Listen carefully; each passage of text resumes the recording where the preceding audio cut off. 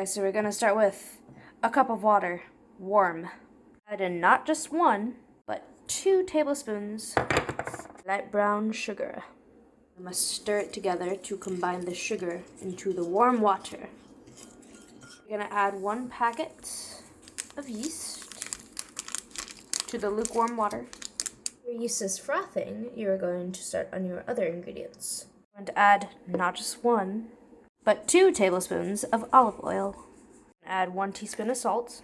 We're going to pour our frothy yeast water into that. Then mix it together.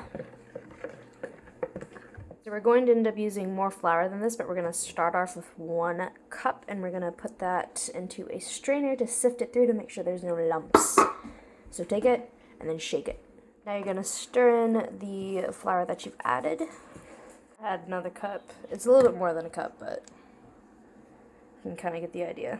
A little bit more than a cup, probably. 1.25 cups, maybe. Something like that. Alright, so now that everything is kind of like very floury, you can get in there with your hands and start kneading it. You knead it, you're just going to kind of make sure your hands are washed for one.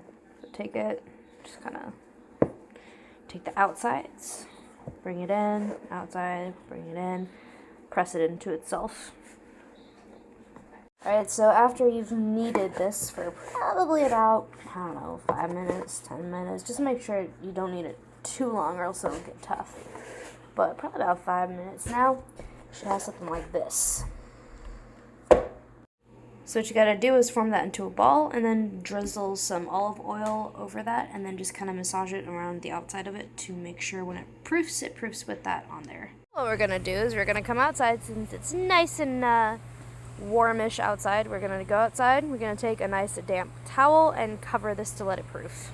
Alright, so I have separated the proof dough into about 8 different sections, and I'm putting it on a floured sheet, and I'm going to roll it out.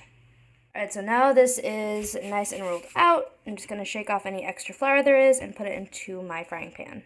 Okay, so I have put the naan bread in my nonstick frying pan, and then I've covered it to kind of steam it.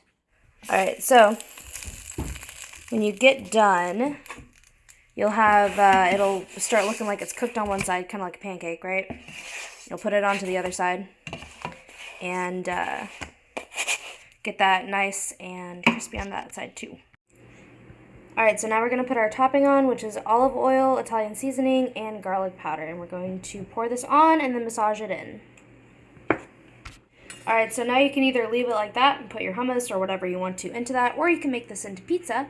Or basically whatever you want to do, or, which is what we're going to do, is we're going to cut it down the center and make it into 8 smaller slices. Alright, so this is the final product.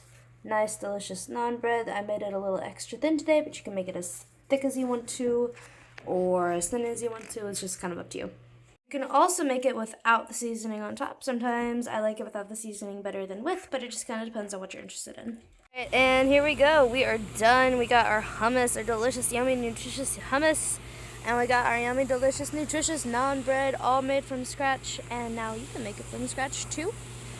Yeah, if you want to know how to make either the hummus or the naan, depending on which video you're in, I'll link that below. It's delicious. It's awesome. It's really good for you.